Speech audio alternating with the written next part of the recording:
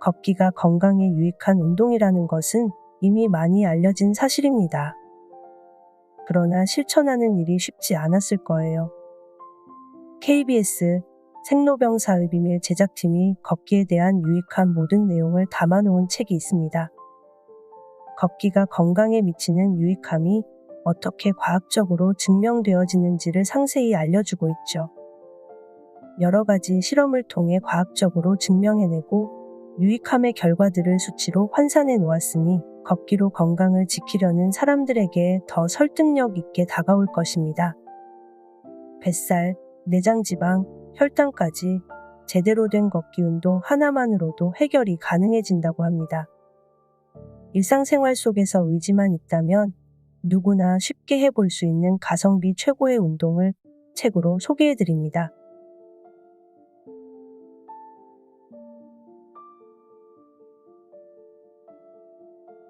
오늘 읽어드릴 책은 걷기만 해도 병이 낫는다.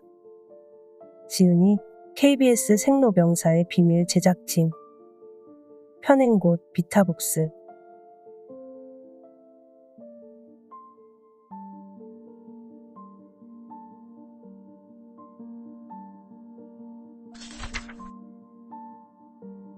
걷지 않으면 아플 수밖에 없다.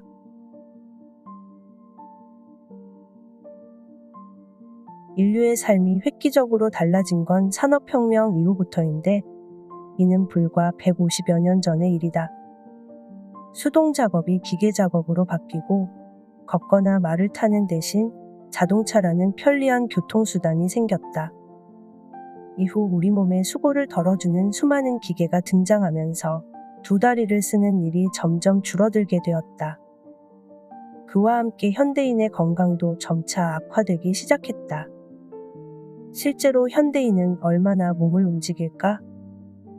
걷기를 포함한 중강도 이상의 신체활동 추이를 확인해 본 결과 성인 남녀 모두 10년 전보다 20% 이상 신체 활동이 크게 감소한 것으로 나타났다. 전문가들은 앉아있는 시간을 줄이고 일어서서 움직이는 것에서부터 건강의 변화가 시작된다고 강조한다. 즉, 운동을 해야 한다는 것이다.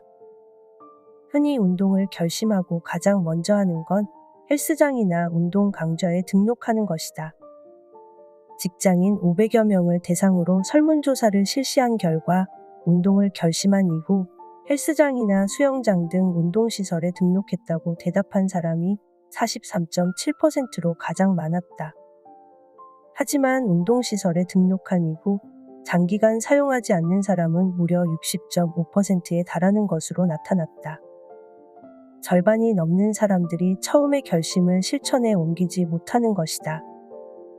이처럼 운동 실천율이 낮은 이유는 운동을 하기 위해서는 별도의 시간을 내야 한다는 고정관념을 갖고 있기 때문이다. 특히 운동하는 것의 가장 큰 장애 요인은 신발을 갈아 신고 옷을 갈아입고 체육관까지 가야 한다는 번거로움에서 시작된다. 그러나 일상에서 걷기를 통해 움직이는 것은 이러한 번거로움 없이 건강해질 수 있는 방법이다. 출퇴근길에 한 정거장을 먼저 내려 걷거나 엘리베이터 대신 계단을 이용하는 등 일상에서 5분, 10분 운동 시간이 쌓이다 보면 충분한 운동 효과를 얻을 수 있다. 실제로 미국인 6천여 명의 일상을 분석해 건강 상태를 비교한 결과 생활 속에서 움직임을 늘리는 것이 지속적으로 시간을 들여 운동하는 것만큼 건강 개선 효과가 있는 것으로 나타났다. 그 중에서도 걷기는 일상에서 움직임을 늘릴 수 있는 가장 쉬운 방법이다. 걷기의 효과에 대한 여러 연구를 종합 정리한 메타 연구에 따르면 걷기는 누구나 할 수 있는 접근성 높은 운동이자 값비싼 장비나 특별한 시설이 필요하지 않은 운동으로 꼽힌다. 또한 어디서나 실천할 수 있기에 신체활동 부족과 건강의 불균형을 보완할 수 있는 매우 중요한 운동으로 평가된다. 일상에서 가장 쉽게 할 수 있는 걷기. 매일 조금씩 걷다 보면 건강에 한 걸음 더 다가설 수 있다.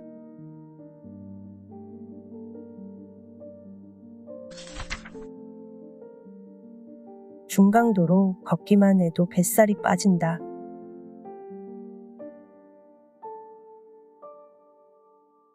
전 세계적으로 비만율이 해마다 증가하고 있다. 국민건강통계에 따르면 한국인의 비만율은 2005년 31.3%에서 2016년 34.8%로 10여 년 사이 비만율이 증가했다. 복부 비만율도 2010년 24.3%에서 2016년 29.7%로 증가 추세를 보였다. 증가하는 비만율을 잡기 위해 영국과 프랑스 등 28개 나라에서는 비만을 유발하는 식품에 세금을 부과하고 있고, 미국의 여러 도시에서는 설탕세라는 것을 도입하기도 했다. 이렇게 국가 차원에서 비만 대책과 캠페인을 적극적으로 추진하는 이유는 비만이 개인의 건강에 영향을 미치는 것은 물론 사회의 경제적 손실로 이어지기 때문이다. 실제로 한국의 경우 비만으로 인한 사회적 비용이 2007년 4조 3천억 원에서 2015년 9조 2천억 원으로 2배가량 증가한 것을 확인할 수 있다. 우리의 건강과 사회의 경제적 부담으로 돌아오는 비만, 특히 혈관질환, 암, 치매 발병의 위험을 높이는 복부 비만은 관리가 필요하다.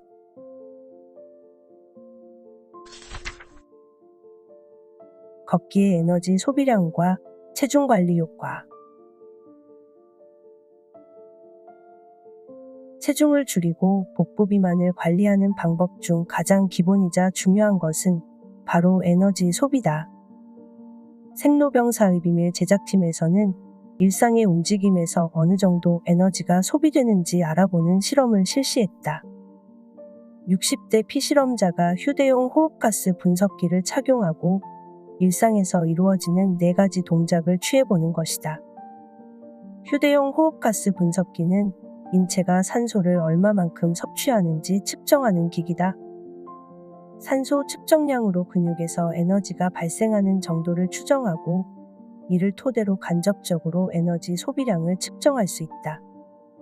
실험에서는 가만히 앉아서 텔레비전 보기, 선 자세로 설거지하기, 온몸을 움직여 걸레질하기, 실내 스트레칭하기의 동작별 에너지 소비량을 측정했다. 실험 결과 일상의 움직임에서 에너지 소비량은 텔레비전 시청같이 앉은 자세가 가장 낮았고, 그 다음 설거지 같은 선 상태의 동작, 스트레칭 같은 맨손 운동, 걸레질같이 온몸을 쓰는 동작 순으로 에너지 소비량이 커지는 것을 확인했다. 즉, 4가지 움직임 중 걸레질이 에너지 소비가 가장 큰 활동인 것이다. 그 다음 야외에서 걷는 방법에 따라 에너지 소비량을 측정해 다른 일상 활동과 비교해봤다. 실험은 보통 걷기와 보폭을 10cm 정도 넓혀 걷는 2가지 방법으로 진행됐다. 실험 결과 보통 걷기는 스트레칭과 비슷한 에너지 소비량을 나타냈고, 보폭을 넓게 해서 걷는 것은 걸레질과 비슷한 에너지 소비량을 나타냈다. 걸을 때 보폭을 넓게 하고 속도를 높이면 에너지 소비량이 늘고 근육을 많이 사용하기 때문에 운동 에너지 소비에 훨씬 더 효율적인 것이다. 실험에서 주목할 점은 걷기는 최소 30분에서 1시간까지도 지속이 가능하지만 걸레질 같은 활동은 10분 이상 지속하기 힘들다는 것이다.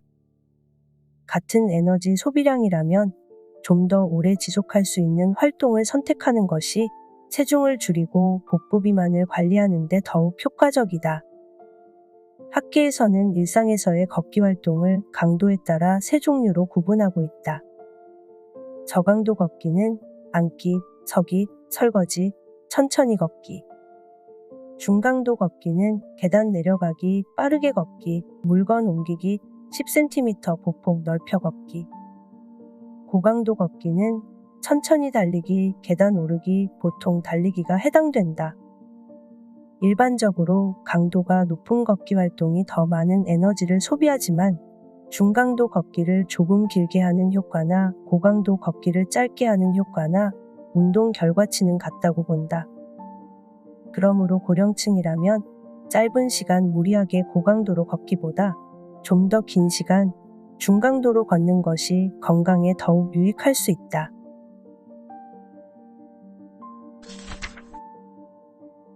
걷기와 근력 운동의 효과 비교.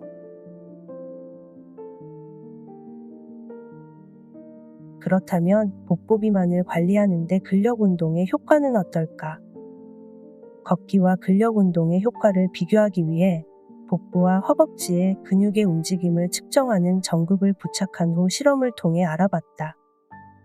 먼저 복부를 집중적으로 움직이는 복근 운동을 20분간 하며 산소 섭취량, 심박수, 에너지 소비량을 측정했다.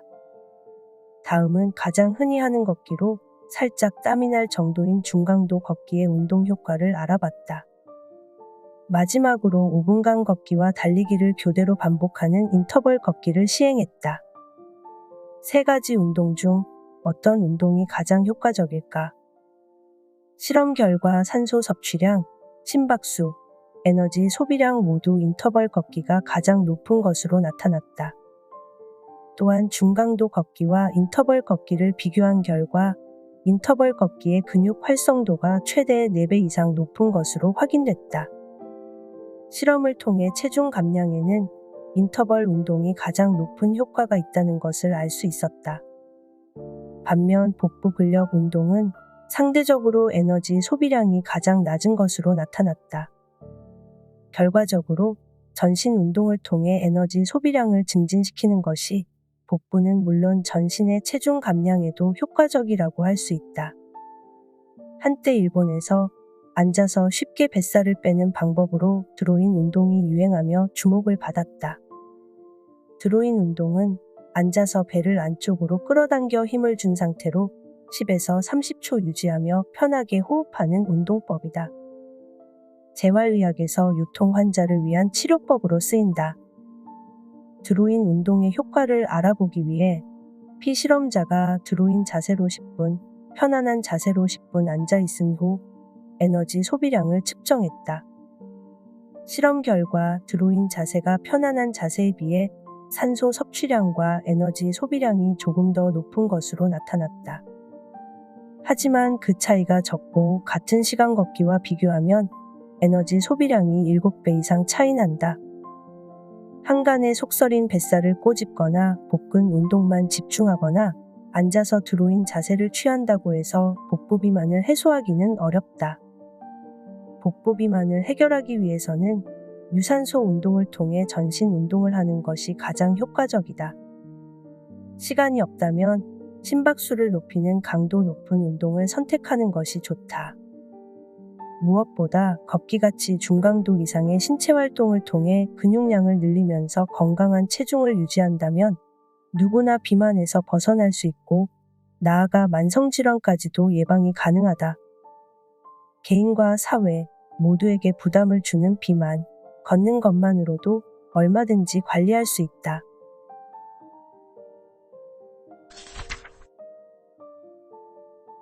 규칙적으로 걷고 몸을 움직여서 혈당을 잡다.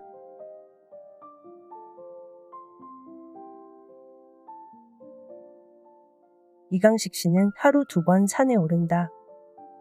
퇴직 이후 그의 일상에서 가장 큰 부분을 차지하는 건 혈당 조절을 위한 운동, 그 중에서도 등산이다.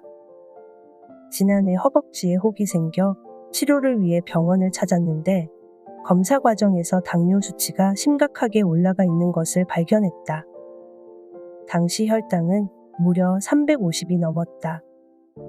심각성을 느낀 그는 다양한 운동을 시도하며 혈당 변화를 체크했다. 그중 가장 효과적인 건 등산이었다. 하루도 빠지지 않고 산에 오르자 당 수치에 큰 변화가 나타났다. 처음엔 오로지 혈당을 떨어뜨리기 위해 시작한 등산이었는데 시간이 지날수록 당 수치만큼이나 정신 건강에도 많은 변화를 가져왔다. 산에 올라 느끼는 정신적인 안식은 덤이었다. 이강식 씨는 등산을 마치고 집에 도착하자마자 다시 혈당을 체크한다. 등산 전 230이었던 혈당은 2시간 산행을 마친 뒤 147로 떨어졌다. 아직은 혈당을 낮추는 노력이 더 필요해서 하루도 게을리하지 않고 있다. 하루 2번 산을 오르는 것만큼 그에게 중요한 일과는 혈당 일지를 작성하는 것이다. 지난해 5월부터 혈당 변화를 꼼꼼히 기록해왔다. 일지에는 그날 먹은 음식과 등산 시간이 빼곡히 적혀 있다. 그의 아내는 일지에 기록한 내용을 토대로 남편에게 가장 맞는 음식들로 밥상을 차린다. 이런 노력 끝에 당 수치는 서서히 안정되어 식후 300을 넘던 혈당이 1년 만에 절반으로 뚝 떨어졌다. 처음에는 그저 혈당을 낮추려고 등산을 시작했는데 살이 빠지면서 체력이 떨어지는 것을 느꼈다. 그럼에도 불구하고 하루도 빠지지 않고 등산을 계속했다. 체력은 점차 회복되었고 지금은 오히려 에너지가 넘치는 것을 느낀다. 꾸준한 등산과 식이요법, 특별할 것 없지만 일상생활에서의 철저한 관리가 건강을 되찾는 그의 비법이다.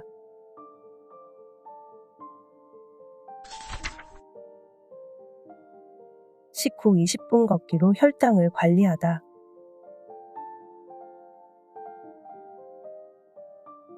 걷기로 혈당을 관리하고 있는 또 다른 사람이 있다.